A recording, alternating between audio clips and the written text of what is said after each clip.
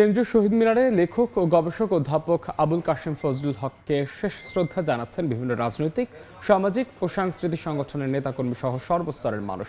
এর আগে বাংলা একাডেমিতে অনুষ্ঠিত হয় তাঁর দ্বিতীয় নামাজে জানাজা। শ্রদ্ধা জানান বাংলা একাডেমির কর্মকর্তা, কর্মচারী, সহকর্মী, লেখক, সাহিত্যিক এবং সাংস্কৃতিক মন্ত্রণালয়ের প্রতিনিধিরা। অধ্যাপক আবুল কাশেম ফজলুল হকের মৃত্যুতে দেশের শিক্ষা, সাহিত্য ও সাংস্কৃতিক অঙ্গনে নেমে এসেছে গভীর শোক। দেশের বুদ্ধিবৃত্তিক অঙ্গনের এই বরেণ্য ব্যক্তিত্বের শেষ জানাজা অনুষ্ঠিত হবে ঢাকা বিশ্ববিদ্যালয়ের কেন্দ্রীয় জামে মসজিদে। পরে তাকে দাফন করা হবে মিরপুরের শহীদ বুদ্ধিজীবী কবরস্থানে। এর আগে শ্রদ্ধা নিবেদন করে সংস্কৃতি মন্ত্রী বলেন, তার অসমাপ্ত কাজ ও স্মৃতি ধরে রাখতে সব করবে সংস্কৃতি মন্ত্রণালয়।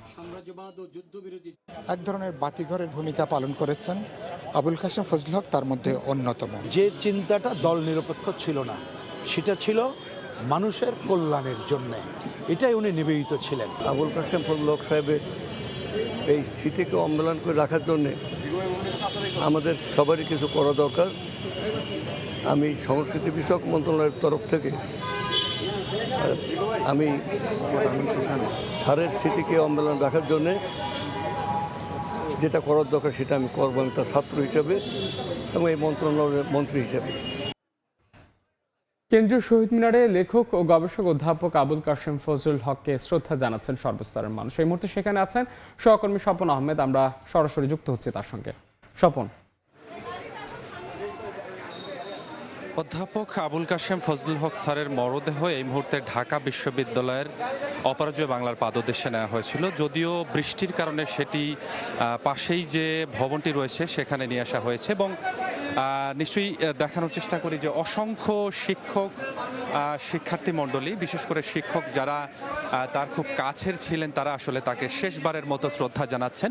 একটি বিষয় বলতে হয়, তিনি 4 দশক এই ঢাকা বিশ্ববিদ্যালয়ের সাথে জড়িত ছিলেন এবং সর্বশেষ তিনি ঢাকা বিশ্ববিদ্যালয়ের বাংলা বিভাগের চেয়ারম্যান হিসেবে এখানে কর্মরত ছিলেন। যার কারণে আসলে এখানকার যারা শিক্ষক ছিল, যারা শিক্ষার্থী ছিল, প্রত্যেকেরই কিন্তু শোকের যে আবহ সেটি কিন্তু প্রত্যেকের চোখে মুখে আমরা দেখতে পাচ্ছি এবং প্রত্যেকেই শোক প্রকাশ করছেন এবং তারা বলছেন তিনি আসলে যে মুক্ত চিন্তার মানুষ ছিলেন, সাহিত্য নিয়ে তার যে চর্চা ছিল সেটির যে সমাপ্তি সেটি কিন্তু তার দেহের যে মৃত্যু হলেও তার কাজের মাধ্যম দিয়ে সেটি টিকে থাকবে, এমনটি এখানকার যারা শিক্ষক মণ্ডলী রয়েছেন তারা আমাদেরকে জানিয়েছেন। বিশেষ করে সকাল 10টায় তার মরদেহ নিয়ে আসা হয় তার শেষ কর্মস্থল, অর্থাৎ 2024 সালের অক্টোবর মাসে তিনি বাংলা একাডেমির সভাপতি নির্বাচিত হন সেখানে, এবং সেখানেই তার দ্বিতীয় জানাজা অনুষ্ঠিত হয়। সেখানে অংশ নেন বাংলা একাডেমির যারা কর্মকর্তা, কর্মচারী রয়েছেন তারা, এবং পরবর্তীতে সংস্কৃতি মন্ত্রণালয়ের পক্ষ থেকে সংস্কৃতি মন্ত্রী তিনি বলেছেন তার যে অসমাপ্ত কাজগুলো রয়েছে সেটি এবং তার যে স্মৃতি ধরে রাখার জন্য যা করণীয় করা দরকার সেটি সংস্কৃতি মন্ত্রণালয় করবে এবং প্রত্যেকে, অর্থাৎ পরবর্তীতে তাকে শহীদ মিনারে নেওয়া হয় এবং শহীদ মিনারেও বিভিন্ন সামাজিক, বিভিন্ন রাজনৈতিক সংগঠনের পক্ষ থেকেও তাকে শ্রদ্ধা জানানো হয় এবং প্রত্যেকেই বলছেন তিনি তার যে এই দেহ মৃত্যুর মধ্য দিয়ে তার যে অসমাপ্ত কাজ সেটি শেষ হবে না এবং তার কর্মের যে গুণগুলো রয়েছে সেগুলোর মধ্য দিয়ে আসলে তার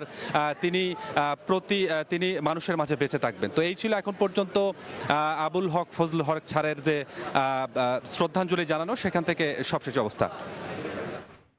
সরাসরি যুক্ত ছিলাম শহীদ মিনারে।